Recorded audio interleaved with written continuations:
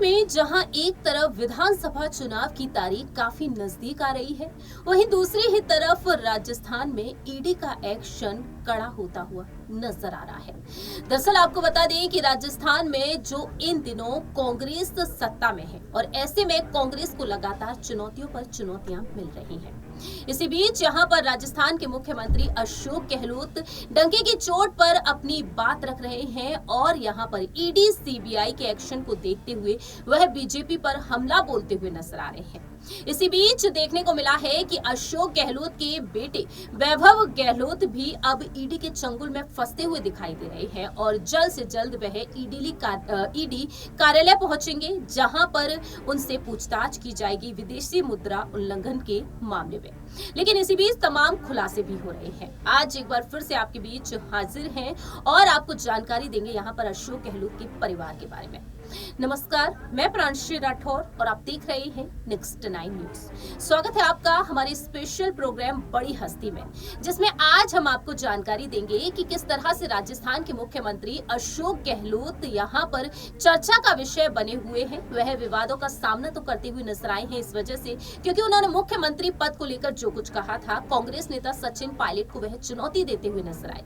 लेकिन दूसरी ही तरफ अब यहाँ पर ईडी का जोरदार एक्शन देखने को मिला है। दिल्ली के मुख्यमंत्री अरविंद केजरीवाल की पार्टी आम आदमी पार्टी में हलचल मची हुई है। उनके तमाम दिग्गज नेता मनीष सिसोदिया, सत्येंद्र जैन और संजय सिंह दिल्ली शराब नीति घोटाले मामले में फंसे हुए हैं, सलाखों के पीछे हैं। और इसी बीच देखने को मिला कि 26 अक्टूबर की सुबह अचानक से ईडी की टीम पहुंच गई कांग्रेस प्रदेश अध्यक्ष गोविंद सिंह डोटासरा के घर। न सिर्फ डोटासरा के घर पहुंची बल्कि ये भी देखने को मिला कि किस तरह से वैभव गहलोत, जो अशोक गहलोत के बेटे हैं, उन्हें भी समन भेज दिया गया। आपको जानकारी दे दें कि 30 अक्टूबर के दिन वैभव गहलोत से पूछताछ की जाएगी। वह ईडी के कार्यालय पहुंचेंगे, जहां पर उनसे पूछताछ की जाएगी। ऐसे में देखा जाए तो पेपर लीक मामले में गहलोत की सरकार निशाने पर बनी हुई है। ये वही मुद्दा है जिस मुद्दे को लेकर मांग की गई थी कार्यवाही की सचिन पायलट की तरफ से। और इसी बीच यहां पर अशोक गहलोत ने अब ईडी को ध्यान में रखते हुए यहां पर बीजेपी पर हमला बोल दिया है। आपको बताते हैं कि किस तरीके से अशोक गहलोत ने यहां पर अपनी भड़ास निकाली है, सुनिए जरा। भरोसे का नाम कांग्रेस हो गया है। जो अध्यक्ष जी ने भी इतना प्रचार प्रसार किया हमारी सरकार की नीतियों का, कार्यक्रमों का, सिद्धांतों का, फैसलों का, जेल में बैठ गया है। हालांकि ईडी पहुंच गई घर पे, वो अलग बात है। ईडी पहुंची इसलिए इसको टारगेट करो, अध्यक्ष को टारगेट करो, ज्यादा ही बोलता ये सरकार के बारे में। पर ईडी को कल सबक मिल गया। एक चीफ मिनिस्टर को कहना पड़े, ये दुर्भाग्य की बात है। जो हमारी प्रीमियर एजेंसी है सीबीआई, इनकम टैक्स, ईडी, उसके बारे में कहना पड़े कुत्तों से ज्यादा घूम रही ईडी देश के अंदर। एक मुख्यमंत्री, चुनाव मुख्यमंत्री कहे, जिसके चुनाव जीतने की हवा चल रही है वहां पर, वो कहे कुत्तों से ज्यादा घूम रही ईडी घर घर के अंदर, देश के अंदर। इससे बड़ा दुर्भाग्य क्या होगा बता दीजिए आप। मुझे गुस्सा आता है कि आज इस देश के हम नागरिक हैं। 70 साल तक कांग्रेस ने देश को एक रखा, अखंड रखा। इंदिरा गांधी शहीद हो गई, राजीव गांधी शहीद हो गए, पर देश को एक अखंड रखा है। बांग्लादेश बना दिया, 2 टुकड़े कर दिए पाकिस्तान के। ये नाम नहीं लेते इंदिरा गांधी का, पंडित नेहरू का, राजीव गांधी का। इनको शर्म ही नहीं आती जिन्होंने देश के त्याग किया हो। इतिहास में उनका नाम हटा रहे हो आप, मिटा रहे हो। आपके मिटाने नहीं मिटने वाला है। ईडी के बारे में ये कमेंट करना अफसोस से क्यों किया गया होगा? साल भर से वहां मकान किराए पे ले रखे, मैंने सुना है। परिवार शिफ्ट हो गए वहां पे रायपुर के अंदर। अब रोज तंग कर रहे हो, रोज तंग कर रहे हो। क्या करेगा मुख्यमंत्री? क्या करेगा मुख्यमंत्री? क्या हो रहा है देश के अंदर? इसलिए हम कहते लोकतंत्र खतरे में है, संविधान की धज्जियां उड़ रही है। आपके इशारे पे ईडी, इनकम टैक्स, सीबीआई नाच रही है। मैंने टाइम मांगा डायरेक्टर सीबीआई से, डायरेक्टर ईडी से, चेयरमैन सीबीडीटी से। मैं आऊं आपके बारे में, एक नागरिक भी हूं, मुख्यमंत्री हूं चुनावा।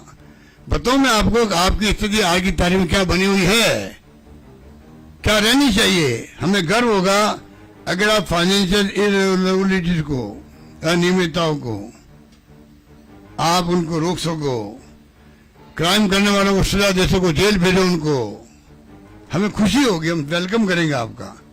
आप पॉलिटिकली हथियार बन गए हो 9 साल से, खाली विपक्षी पार्टियों के नेताओं में जाते हो, और नेता जब जाता बीजेपी ज्वाइन करता है तो दूसरा जुड़ जाता, वो वॉशिंग मशीन जुड़ जाता है। पूरा देश देख रहा है क्या हो रहा है। अरे मोदी जी, आपको समझ में नहीं आ रही है, आपकी उल्टी गिनती शुरू हो गई है देश के अंदर। आपने सुना कि किस तरीके से यहाँ पर अशोक गहलोत ने अपनी बात रखी, और इसी बीच देखा जाए तो यहाँ पर तमाम खुलासे भी हो रहे हैं। इस खास रिपोर्ट के जरिए आपको जानकारी देने जा रहे हैं आज हम अशोक गहलोत की पत्नी सुनीता गहलोत के बारे में। राजनीति से दूर उन्होंने किस तरह से अपनी एक अलग पहचान बना रखी है। अशोक गहलोत के साथ वह चुनावी प्रचार में तो नजर आई है, साथ ही साथ उनकी बहू यानी कि वैभव गहलोत की पत्नी हिमांशी गहलोत भी। लेकिन बात यहाँ पर सुनीता गहलोत की जाए तो वह किस तरह से काफी ज्यादा एक्टिव नजर आती हैं, और आखिरकार उन्होंने किस तरह से यहाँ पर अपनी एक बेहद अलग खास पहचान बनाई है। इस खास रिपोर्ट के जरिए आपको बताएंगे उनकी संपत्ति के बारे में कि आखिरकार वह कितने करोड़ों की संपत्ति की मालकिन भी कही जाती है। देखिए रिपोर्ट। राजस्थान के मुख्यमंत्री अशोक गहलोत एक बार फिर से दावे करते हुए नजर आ रहे हैं कि एक बार फिर से वह सीएम कुर्सी पर बैठते हुए नजर आ सकते हैं। दरअसल आपको बता दें कि कांग्रेस खेमे में मुख्यमंत्री पद को लेकर अब भी गहमा गहमी जारी है।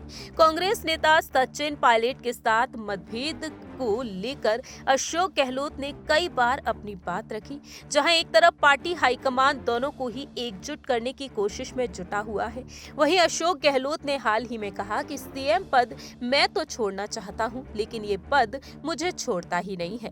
लेकिन दूसरी ही तरफ उनका कहना ये भी रहता है कि अगर वोट मेरे नाम पर आते हैं तो आखिरकार मैं ये पद क्यों छोड़ूं। ऐसे में देखा जाए तो मुख्यमंत्री अशोक गहलोत एक बार फिर से चर्चा का विषय न सिर्फ अपने बयानों के चलते बने हुए हैं, बल्कि ईडी का जो एक्शन देखने को मिला है उनके करीबी और प्रदेश अध्यक्ष गोविंद सिंह डोटासरा के खिलाफ। ऐसे में देखा जाए तो अशोक गहलोत की मुश्किलें बढ़ती हुई दिखाई दे रही हैं। उनके बेटे वैभव गहलोत से भी जल्द से जल्द पूछताछ की जाएगी विदेशी मुद्रा उल्लंघन के मामले में। तो फिलहाल पेपर लीक मामले के चलते राजस्थान में गहलोत सरकार एक बार फिर से बीजेपी के निशाने पर आ चुकी है, और अब यहाँ पर ईडी का जोरदार एक्शन भी देखने को मिल रहा है। इस बीच यहाँ पर कई खुलासे हो रहे हैं। जानकारी दे दें कि अशोक गहलोत जो राजस्थान की तीसरी बार मुख्यमंत्री का पद बखूबी संभालते हुए देखे जा रहे हैं, और ऐसे में सीएम अशोक गहलोत ने कई बार अपने खास कार्यक्रमों में जिक्र किया है अपनी पत्नी सुनीता गहलोत का। उनका कहना रहा कि आज वह जो भी है वह अपनी पत्नी के सपोर्ट की वजह से है। भले ही सीएम अशोक गहलोत की पत्नी एक हाउसवाइफ ही क्यों न रही हो, लेकिन उन्होंने गहलोत के पर्सनल और राजनीतिक जीवन के सभी उतार चढ़ाव देखे हैं। सरल एवं सहज स्वभाव की हैं सुनीता गहलोत, जो देखा जाए तो एक गायिका के तौर पर भी जानी जाती हैं। आपको जानकारी दे दें कि तकरीबन 2 से 3 साल से गायकी का उन्हें बेहद अच्छा शौक लगा है। वह एक प्रोफेशनल सिंगर की तरह राजधानी लोकगीतों को गाती हैं। आपको बता दें कि सुनीता गहलोत का खुद का एक यूट्यूब चैनल भी है। बात यहाँ पर की जाए अशोक गहलोत के परिवार के सदस्यों के बारे में। उनके परिवार में उनकी पत्नी सुनीता गहलोत के अलावा है उनके बेटे वैभव गहलोत की पत्नी हिमांशी गहलोत, तो वहीं अशोक गहलोत की एक बेटी भी है सोनिया गहलोत। आपको बता दें कि वैभव गहलोत अब आरसीए के अध्यक्ष हैं, तो वहीं लोकसभा चुनाव के दौरान वह मैदान में भी उतरे हैं। वहीं वैभव गहलोत की पत्नी हिमांशी गहलोत ने अलग पहचान बना रखी है। वह एक समाज सेविका के तौर पर भी जानी जाती हैं, एनजीओ चलाती हैं। लेकिन बात यहाँ पर की जाए अशोक गहलोत की पत्नी सुनीता गहलोत के बारे में, जो एक यूट्यूब चैनल चलाती हैं। आपको बता दें कि अशोक गहलोत की पत्नी को लेकर कुछ ही जानकारियां सामने आई हैं। आपको बता दें कि अशोक गहलोत ने अपने एफिडेविट में अपनी संपत्ति का खुलासा किया। 2018 के एफिडेविट में गहलोत के पास कुल 6 करोड़ 44 लाख रुपए की संपत्ति बताई गई। वहीं इसमें 2 फ्रिज, 4 एसी, 1 कलर टीवी, 9 अलमारी रैक, 1 म्यूजिक सिस्टम, 1 रेडियो और 2 लैपटॉप के बारे में भी बताया गया। आपको बता दें कि अशोक गहलोत के पास 25 तोला सोना है, जबकि उनकी पत्नी ने 5 साल में 15 ग्राम की ही इयररिंग खरीदी है। इनके पास कोई गाड़ी भी नहीं है। तो फिलहाल देखा जाए यहाँ पर अशोक गहलोत की पत्नी को लेकर ये कुछ ही खुलासे हुए हैं। आपको बता दें कि अशोक गहलोत की पत्नी के अब तक कई लोकगीत लॉन्च हो चुके हैं और इसी के चलते वह काफी ज्यादा सुर्खियों बटोरती हुई भी नजर आई हैं। वह लोकगीतों रिपीट जानकारी दे दें कि सुनीता गहलोत के YouTube चैनल का नाम है सिंगर सुनीता गहलोत। इन्होंने पहला गाना जो गाया उसके बोल ये रहे कि ये शुभ घड़ियां।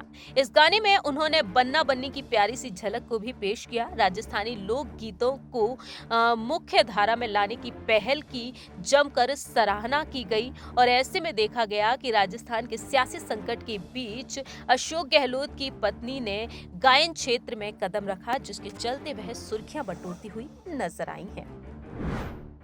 आपने देखा जाना कि किस तरीके से यहाँ पर YouTube चैनल पर अपने गीतों को वह साझा करती हुई नजर आती हैं। और अब देखा जाए तो आज अशोक गहलोत का परिवार जो यहाँ पर तमाम बड़ी दिक्कतों का सामना कर रहा है, ऐसे में यहाँ पर ये दिक्कतें उनकी कब कम होंगी ये वक्त के साथ साथ ही पता चलेगा। जानकारी दे दें कि राजस्थान में 25 नवंबर के दिन मतदान होने जा रहे हैं। एक ही चरण में ये चुनाव होंगे और 3 दिसंबर को नतीजे सामने आएंगे। देखना दिलचस्प होगा कि इस बार एक बार फिर से सत्ता में कांग्रेस आएगी। अगर कांग्रेस आती है तो मुख्यमंत्री क्या एक बार फिर से अशोक गहलोत बनते हैं, या फिर सचिन पायलट या फिर किसी अन्य नेता को मुख्यमंत्री का पद सौंपा जाएगा, या फिर बीजेपी पीएम मोदी के चेहरे पर जो चुनाव लड़ती हुई नजर आएगी। तो ऐसे में बीजेपी ही बाजी मारती हुई नजर आएगी या फिर नहीं। फिलहाल इस खास प्रोग्राम में इतना ही। बाकी की तमाम अपडेट्स के लिए आप देखते रहिए नेक्स्ट 9 न्यूज।